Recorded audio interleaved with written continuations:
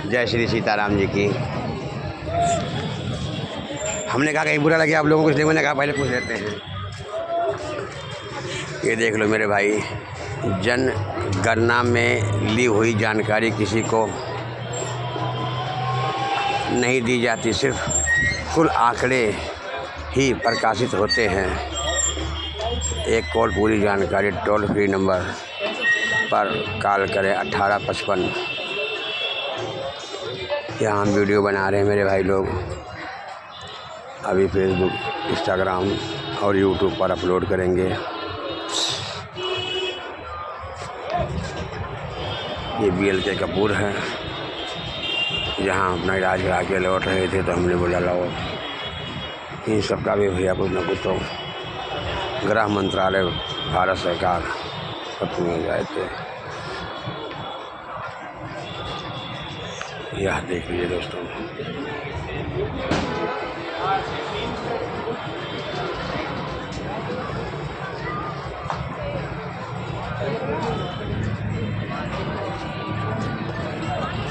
भाई किस चीज़ को हो रहा है भाई? ये तो देख लो, जनगणना कर रहे हैं, घर परिवारों के बारे में गलियों में तो आते हैं अपने सबके।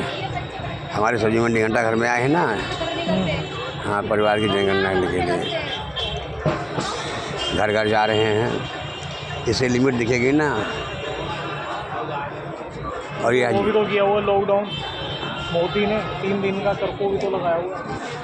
दिल्ली से बाहर बंदा जा नहीं सकता, घर पे भी बात, बॉर्डर सब बंद किए हुए हैं। भैया देखो, गलती उसकी नहीं, तो बाहर लड़ाई हो रही है। आप घर के मालिक हो, जब आपके पास संपत्ति बाहर से नहीं आएगी तो आप कहाँ से खिलाओगे जनता को? क्योंकि वो तो घर का मालिक है ना भाई। भले वो अच्छा है बुरा हो तो अब जैसा जैसा नेचर है वो तो अब समझेगा। अभी लोग मजाक उड़ा रहे हैं सोने चांदी।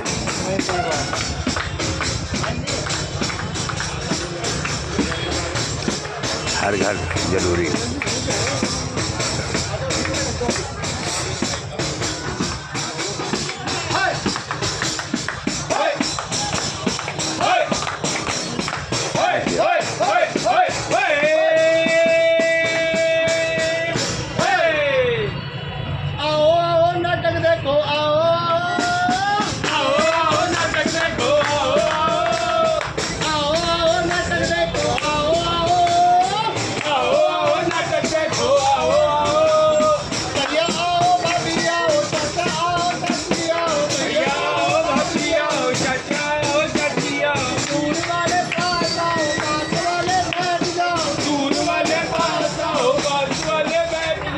बिंबल से का नाटक देखो, बिंबल से का नाटक देखो, बिंबल से का नाटक देखो, बिंबल से का नाटक देखो।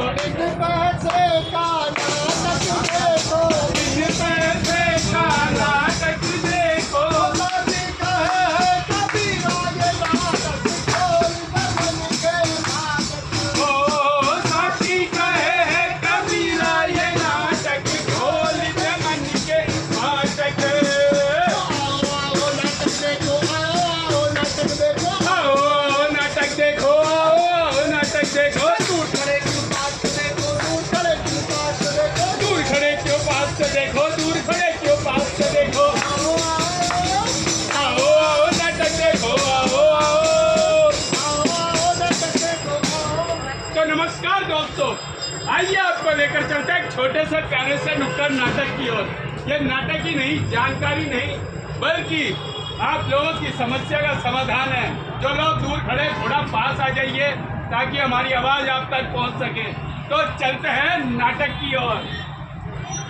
अरे सलमान खान, अरे सलमान खान, अरे सलमान खान कहाँ रह गया?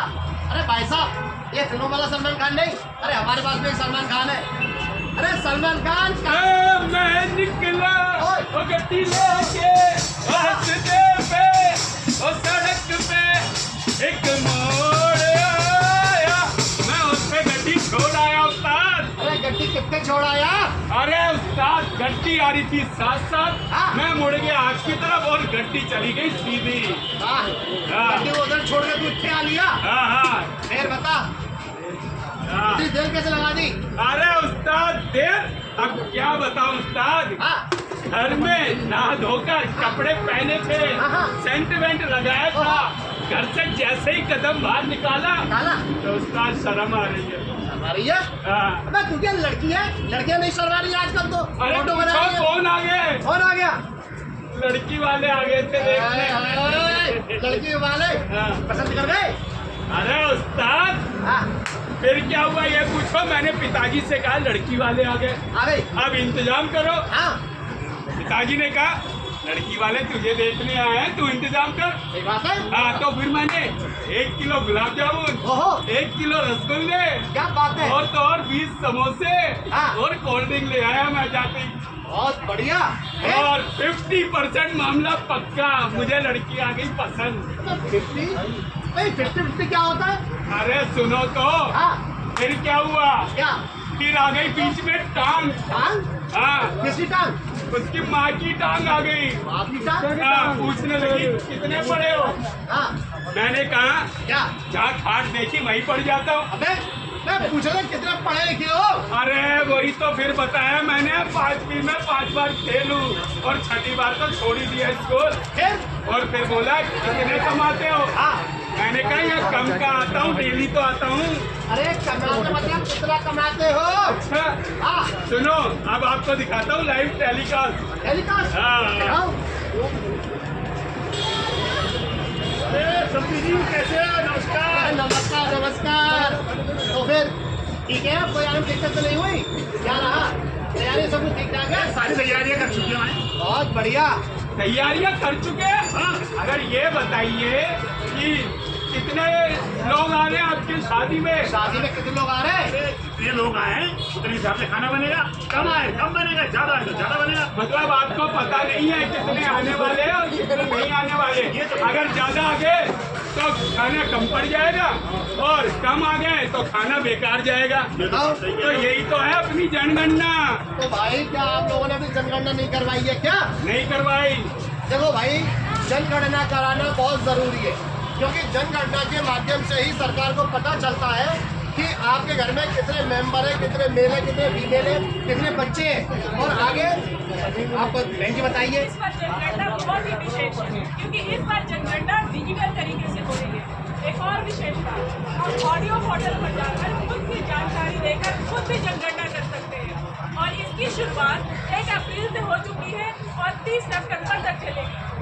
बिल्कुल। और बाकी का भाई साहब आप बताइए और जनगणना। बाकी दूसरा चरण है कितने कितने लोग, जैसे बच्चे कितने घर में, बुजुर्ग कितने हैं, महिलाएं कितनी हैं, पुरुष कितने हैं, पुरुष काम कर रहे हैं या नहीं, महिलाओं के पास काम है या नहीं है, और गाड़ियां कितनी हैं घर में, और तो और मोबाइल कितने हैं, ये सब आता है दूसरे चरण में। और आगे बताइए आप। बिल्कुल, वो इसलिए होता है कि जब आप अपनी सही जानकारी सरकार को दोगे तो सरकार उसी के हिसाब से आपको सरकारी चीजें मुहैया कराएगी। हाँ। जैसे आपके पास में पार्क होना चाहिए कि नहीं होना चाहिए, या फिर स्कूल या शौचालय, या इसके अलावा और भी जो भी सरकारी सुविधा है वो आपको जनगणना के आधार पर ही आपके क्षेत्र में लाई जाती है। बिल्कुल, समझे आप? सही इसीलिए कह रहे हैं। सही जानकारी सरकार तक आप मुहैया कराइए डिजिटल तरीके से, या फिर आप मैनुअली भी करा सकते हैं। तो सही जानकारी जाएगी तो आपके शहर में सही विकास होगा। बिल्कुल, इसीलिए छोटी छोटी बातों का ध्यान रखिए और अपने क्षेत्र का